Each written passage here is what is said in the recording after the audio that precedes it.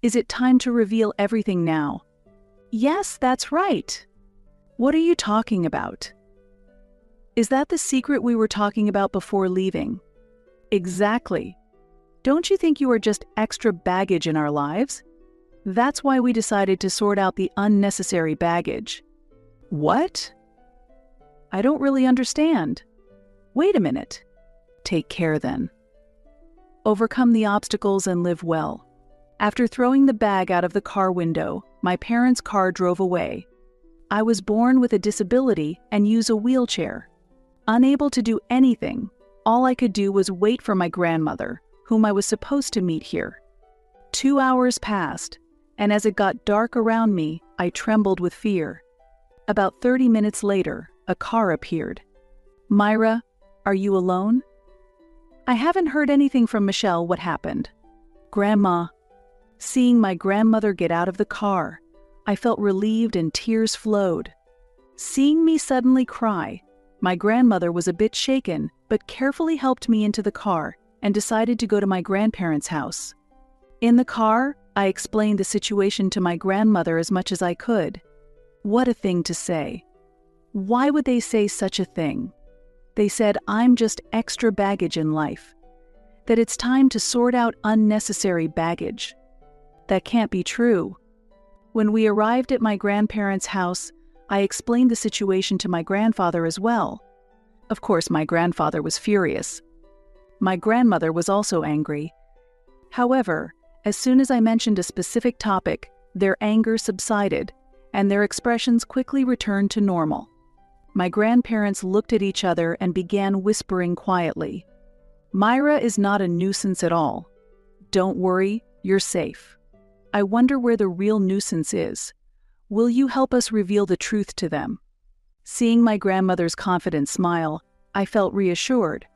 I hadn't heard what we were going to start yet, but I decided to help my grandmother. My name is Myra. I am a middle school student, born with a disability that prevents me from walking, and I always use a wheelchair. I have a neurological condition that prevents nerve signals from reaching my legs. Living in a wheelchair, I face various challenges every day.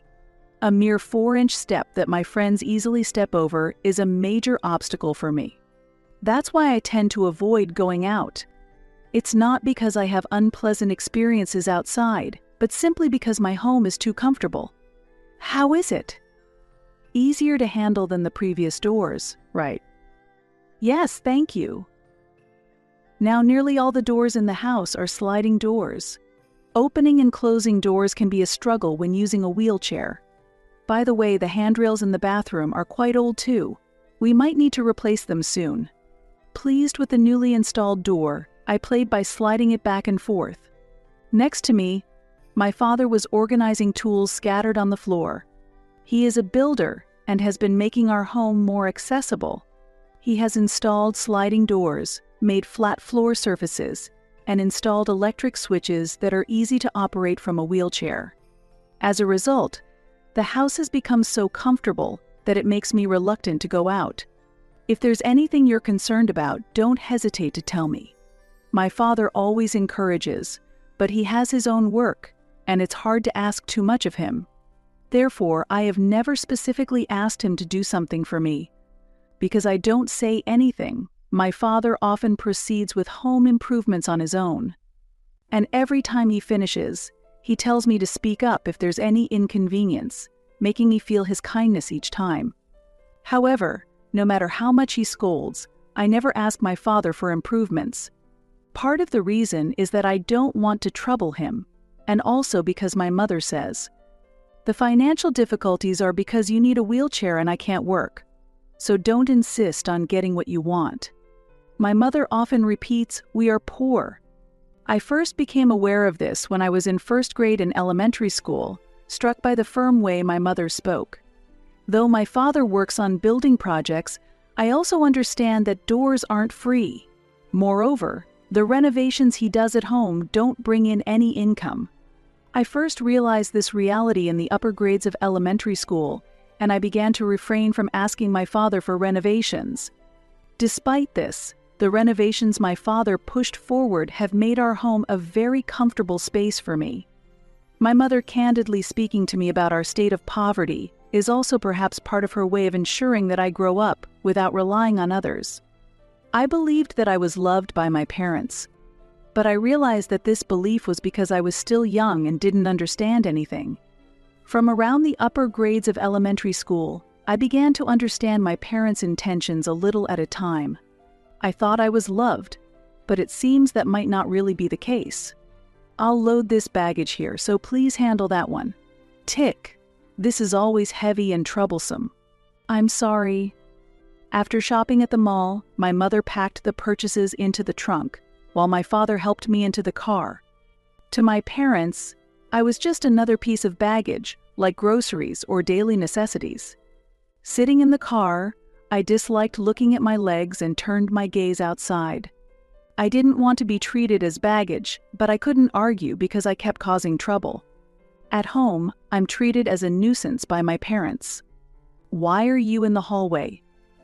You're in the way, it's too narrow here. I was just trying to go to the bathroom. Bad timing. I always tell you to check where we are and act so you don't bother us. I'm sorry. Every time you move, you're in the way. I keep telling you to stay quietly in the corner of the living room. You're such a bothersome baggage. A stationary cardboard box would be easier to handle.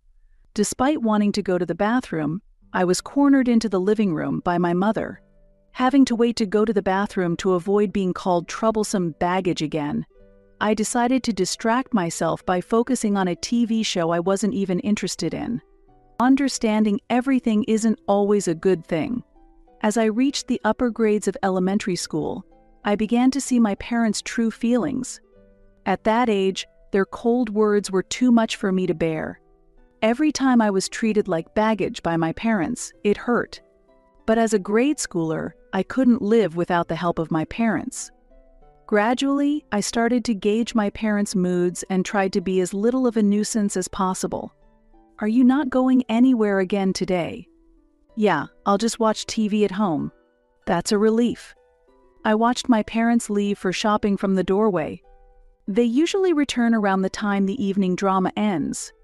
Not wanting to be seen as a bother, I started avoiding going out with my parents and stayed home more. When I decided not to accompany them, my parents would smile brightly. Seeing their smiles, I felt useful and would smile back. Looking back, my mindset at the time was quite distorted. For me, not being a nuisance was the top priority, and I mistakenly believed that my parents' smiles were the result of my efforts. I was satisfied with my efforts, but in the 6th grade, a small incident occurred that seemed to undo everything.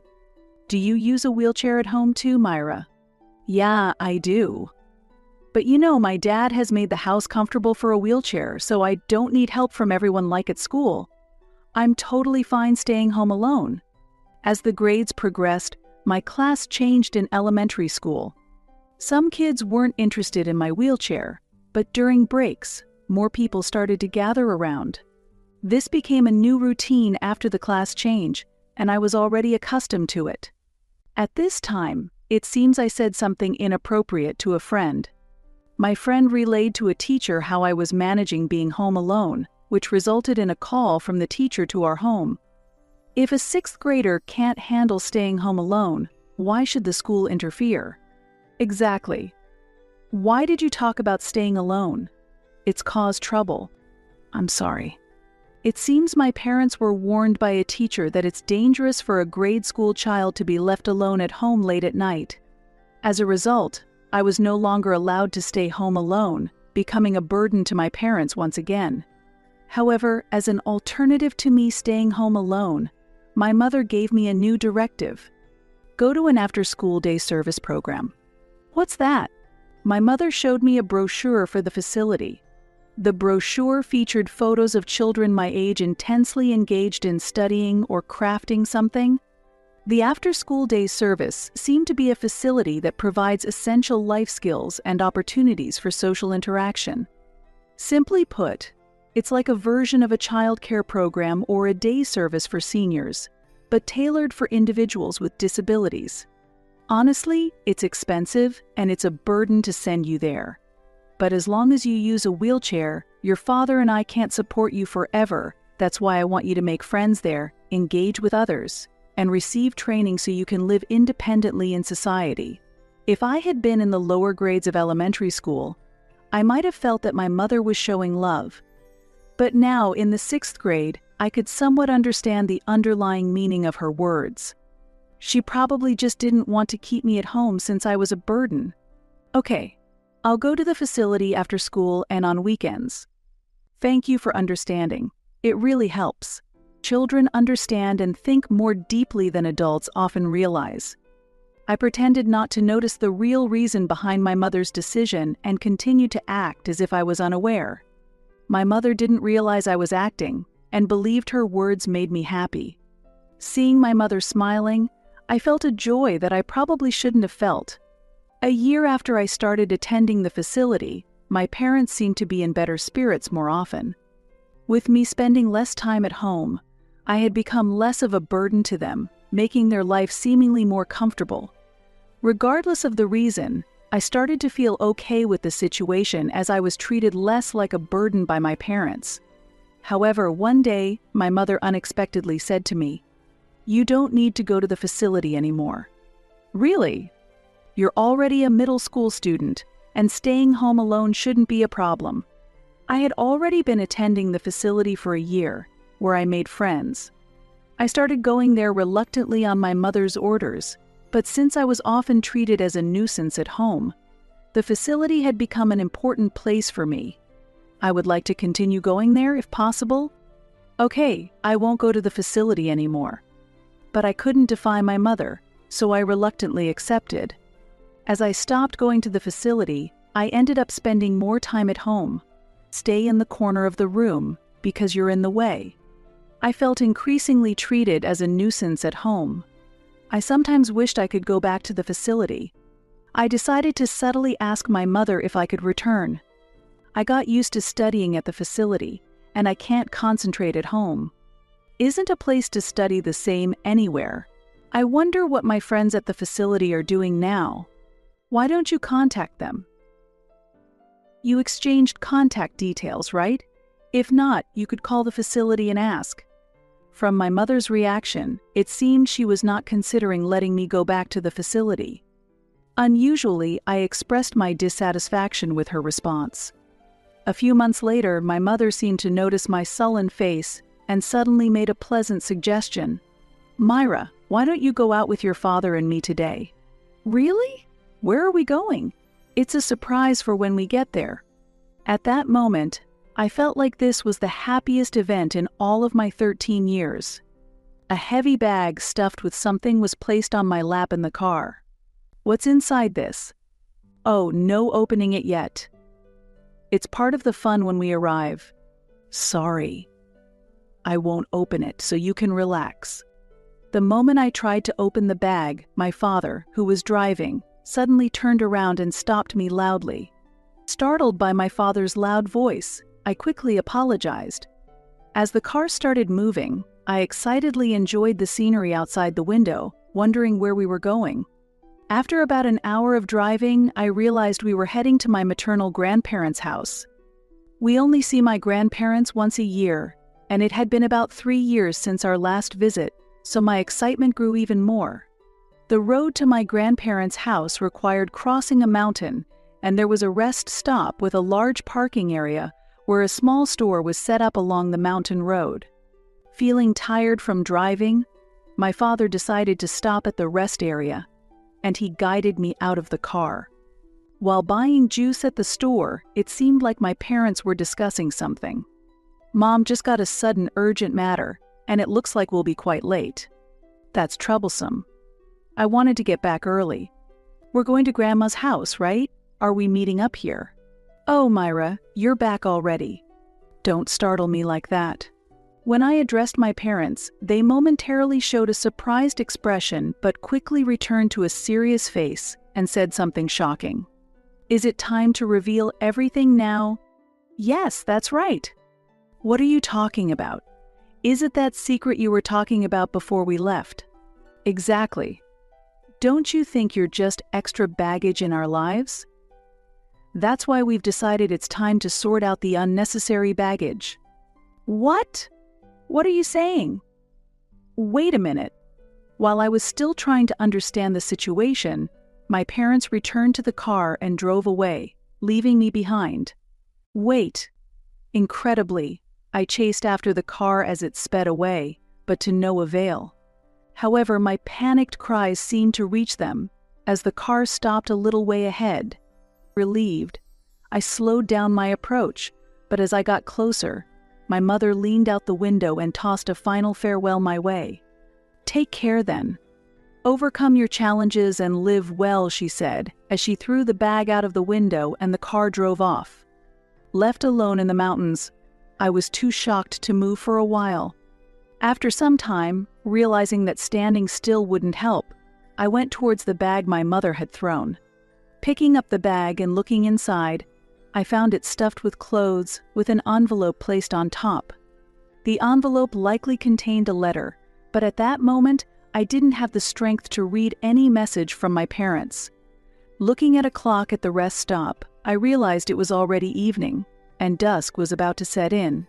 I wanted to call for help, but my smartphone had been left in the car. Eventually, I decided to wait in front of the vending machine, hoping my grandmother would come. 2 hours passed, and as it grew dark around me, I trembled with fear. Rustling sounds from the bushes, maybe caused by the wind, brought waves of indescribable anxiety. At that time, the only comforting presence was the light from the vending machine. Another 30 minutes went by when a car pulled into the parking lot. "Myra, are you alone?" "I haven't heard anything from Michelle. What happened?" "Grandma." Seeing my grandmother get out of the car, I was overwhelmed with relief and tears flowed freely. Seeing me suddenly cry, my grandmother, though a bit shaken, gently helped me into the car and decided to head to her house. As we drove to my grandparents' house, I explained everything that had happened. "It seems like Dad and Mom have decided to abandon raising me." "What?" "To leave a child in the mountains, can such a terrible thing really happen?" I had reacted the same way as my grandmother when I was first left behind by my parents. But that's what really happened. What a thing to say. Why would they say such a thing? They said I'm just extra baggage in life. That it's time to sort out unnecessary baggage. That can't be true. Oh, right. There was a letter. I didn't have the courage to read it yet, so I handed the envelope to my grandmother.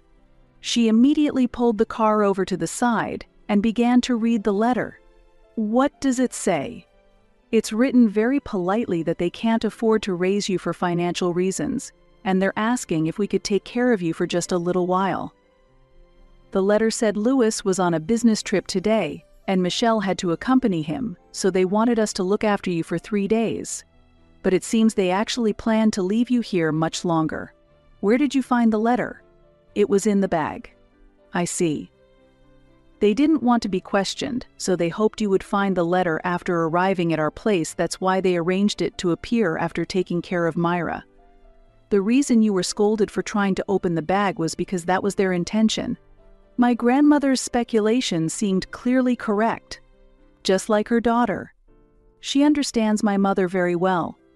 After arriving at my grandparents' house, my grandmother explained everything to my grandfather. Upon hearing it, my grandfather became furious and said, "What a terrible thing. Myra, you never have to go back there. You're going to stay here forever. I won't ever send you back to them." Seeing my grandfather's anger, I felt this was true affection. It was entirely different from the feeling I had when I thought I was loved by my parents. I had always tried not to be a burden to my parents, but now I realized how wrong that was. I felt as if a curse from my parents had been lifted. It was an exhausting day with too many things happening. After arriving at my grandparents' house, I went to sleep without even eating dinner. The next night, feeling a bit calmer, I talked to my grandparents about my life with my parents. Being called baggage wasn't the first time yesterday. Why would they say such a terrible thing? Really, they told you to just sit quietly in the corner? What were they thinking? Each time I talked about my parents' actions, my grandparents' faces turned rapidly red with anger. My grandfather slammed the table in anger, spilling the tea. I felt a strange kind of joy that my grandparents shared my anger towards my parents. This was different from my feelings towards my parents, and I thought it was something I could safely embrace. However, when I mentioned a certain fact, their anger disappeared instantly and their expressions calmed down. I was really shocked when they told me not to go back to the facility because I had been going there for a whole year. A year at the facility. Yes, it was like an after-school program. I understand that, but every day for a year. Yes, I was going almost every day. Is there something wrong? Hearing this, my grandparents looked at each other and began to whisper. It seemed they felt something was off about my story. They explained things in a way that a middle schooler like me could understand. After hearing their explanation, I could no longer think of my parents as parents. What my parents called baggage meant that I was just an inconvenient accessory. Myra, you are not a nuisance at all. Don't worry, you're safe. I wonder where the real nuisance is. Will you help us reveal the truth to them? Seeing my grandmother's confident smile comforted me. I hadn't heard the specifics of the plan yet, but I had already decided to cooperate with my grandmother. It had been 3 weeks since I moved to my grandparents' house, and I was gradually getting used to life here. Today, my grandparents had taken the day off work, and we were enjoying tea together in a relaxed setting. As I savored the warmth of the tea, contemplating whether this peaceful life would continue, a loud voice suddenly echoed from the front door. The voice gradually approached the living room where we were. "Hey, are you there? What have you done?" My parents burst into the living room where we were sitting and started shouting angrily. They were so furious that they struggled to find the right words. Their faces were a mix of anger and panic, almost bordering on madness. My grandparents and I understood their state well, so we calmly continued sipping our tea without being disturbed. However, my mother's anger intensified, and she scolded us even louder than before. "This situation is going to cause us serious trouble. What are you going to do about it? Be quiet. We can hear you even without the shouting." My parents were taken aback as they didn't expect me to tell them to be quiet, and they looked at me, wide-eyed with surprise. Now free from my parents' control, I was in a position to speak my mind openly, a stark contrast to who I was when I lived with them. "Grandma, what is the current situation with Mom and Dad? Your actions have caused problems. We got a call from the city office asking if Myra was still living with us. The lie was exposed immediately. Nothing specific was said over the phone at that time, but this will definitely become a problem. It will be a problem, indeed. There's likely an investigation into fraudulent benefits going on. It's something that will come out eventually, even without us doing anything." "Why do you know about the fraudulent benefits, Mom?" While I understood that fraudulent benefits were a problem, the gravity of the issue was not fully clear to a middle schooler like me. My parents were sweating, beads of sweat on their foreheads, despite it not being particularly hot. Lewis had come to borrow money from us before because his job wasn't going well, remember? You said you didn't want to work and wanted to continue being a housewife, so we told him to get a job and turned him away. Yes, I remember that happened. I had always thought my mother said we were poor to keep me from being spoiled or asking for too much. But it seems they were genuinely in a dire financial situation. My grandmother had discerned that my parents were engaging in some sort of misconduct. "Why did you keep sending Myra to the facility every day if you were short on money? That facility costs over $10 each visit, doesn't it?" "Yes, we were struggling financially, so we kept sending Myra to the facility to help her develop social skills. But tell the truth, weren't you just trying to make your own lives easier by sending Myra to the facility? You stopped after a year because of money issues, right?" "Yes, we ran out of funds and couldn't continue with the facility." "Is there a problem with that?" "There is a problem. Even after Myra stopped going to the facility, you continued to pretend she was attending to receive disability service payments, right? Grandma's point was spot on. My mother tried to retort but couldn't find the right words. The fees for the facility I attended were just over $10 per visit, as Grandma said. This cost is supposed to be covered mostly by the subsidy, which the users are responsible for.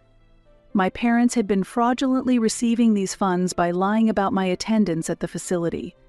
Knowing you could still receive the disability payments even if Myra wasn't attending, you probably thought there was no need to keep her at home. Since you could get the money without actually sending her to the facility, you left her with us, saving yourselves the trouble and still collecting the money. It's typical of you to always choose the easy way out. So, that's why you prompted the office to investigate us. Not directly, no. I just went to the local office and reported Myra, who is supposed to be living with her parents, is actually here with us as a result.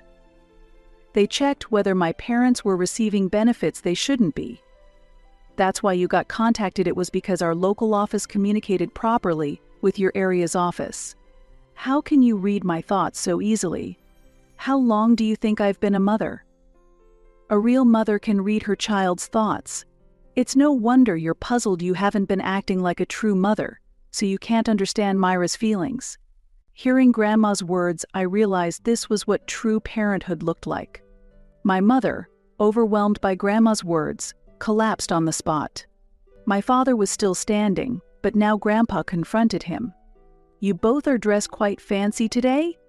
Michelle is carrying an expensive bag, and Louis, that watch looks quite nice too.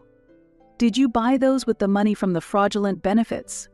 "No, this was bought with my own money." "Oh, weren't you poor before the fraudulent claims?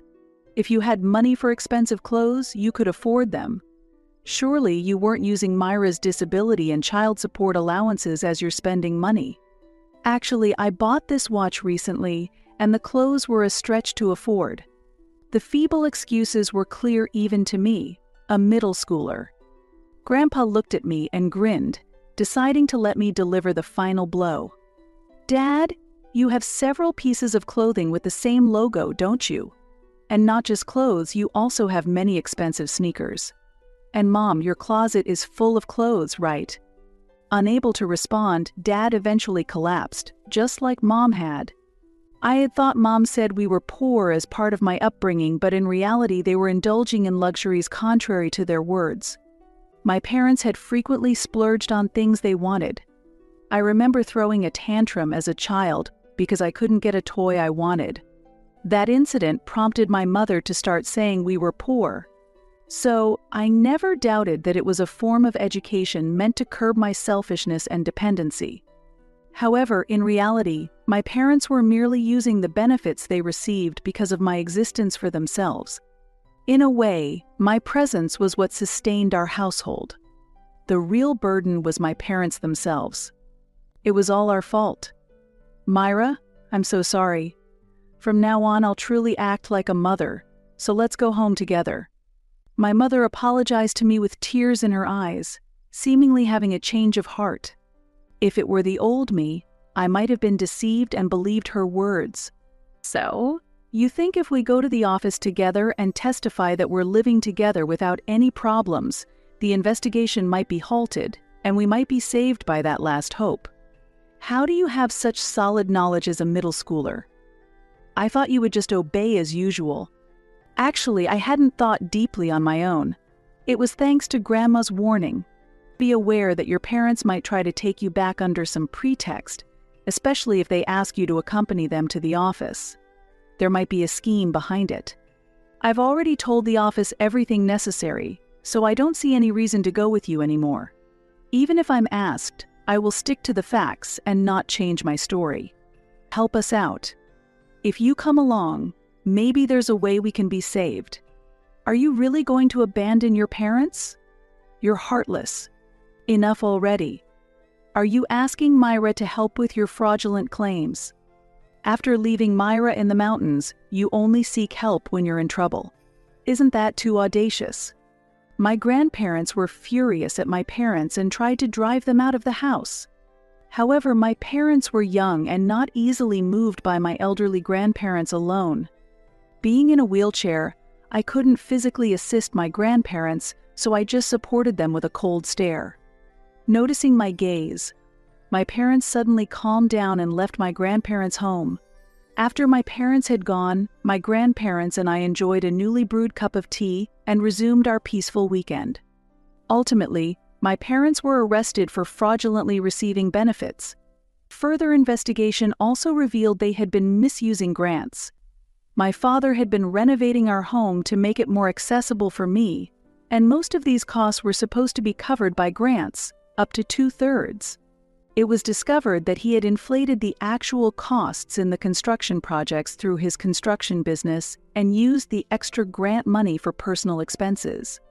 I had believed my father was diligently making our home better, but it turned out he was just earning extra money. The total amount of money fraudulently obtained was about $50,000. Fraudulent benefit receipt is considered a fraud, and I was told that not repaying this money could lead to criminal charges. While I struggle to comprehend the magnitude of this amount, it represents a significant sum for my financially struggling parents. They managed to gather the money and completed the repayment, but it was borrowed, so they still owe a large sum. Although the money was repaid, the crime remains. They avoided prison but were given probation, which means there is still a risk of incarceration in the future. I had thought only people in prison were called criminals, but since they received a guilty verdict, my grandmother explained that my parents are officially recognized as criminals. Now recognized as criminals, they couldn't hope for social credibility, which resulted in my father having to cease operations of his construction business. Since then, my parents have been job hunting, but the stigma of being criminals weighs heavily, and they haven't been able to secure stable employment.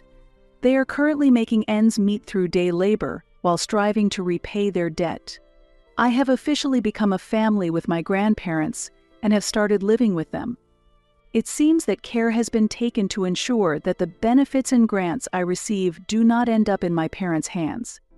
Although I don't understand the financial details, I am truly grateful to be able to live with my warm and caring grandparents. I have also started to adapt to my new school, and from now on I plan to walk my own path without worrying about my parents.